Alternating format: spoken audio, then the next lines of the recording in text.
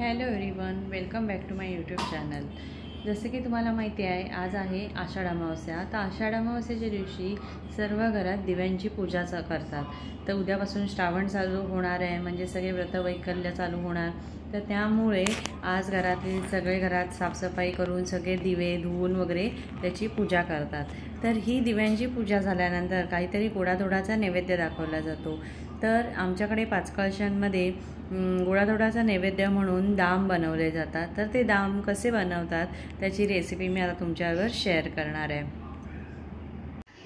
तर मी इकडे दाम बनवण्यासाठी घेतलेलं आहे साहित्य।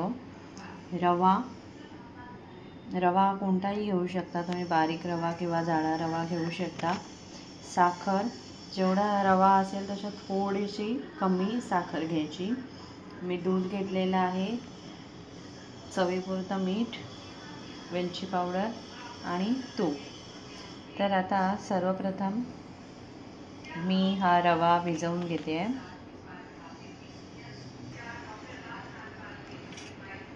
तर आता हा रवा मी इथे सगळा घेतलेला आहे। त्यानंतर त्यात साखर घेतलेली आहे। आता यात थोडं चवीपुरतं मीठ टाकणार आहे।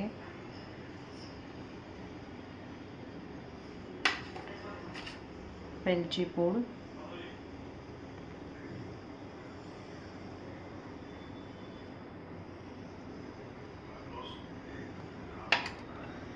आणि थोडंसं तूप याच्यात टाकणार आहे आणि हे सर्व इन्ग्रेडियंट्स पहिला चांगले मिक्स करून घेणार आहे।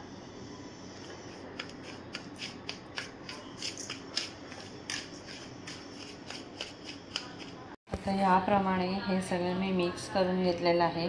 आता याच्यात भिजवण्यासाठी टाकायचं आहे दूध। तुम्ही दूध किंवा पाणी घेऊ शकता, पण आम्ही दूध घेतो।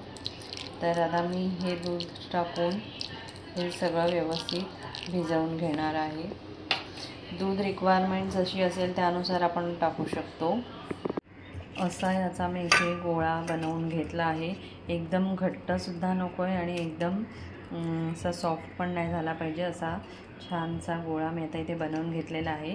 आता पूजा करायला तर वेळ आहे, पण मी तोपर्यंत ही सगळी तयारी करून ठेवली, म्हणजे आधी थोडं आपण हे जर करून ठेवलं तर ते व्यवस्थित छान मिक्स होतं। तर आता इथे आपण करायला घ्यायचे आहेत दाम। तर इथे मी कढईत थोडंसं तूप घेतलेलं आहे, गरम करत ठेवलेलं आहे आणि थोडंच घ्यायचं आहे, कारण आता आपल्याला एवढीशेच करायचे आहेत, तर म्हणून मी इथे थोडंसंच तूप घेतलेलं आहे।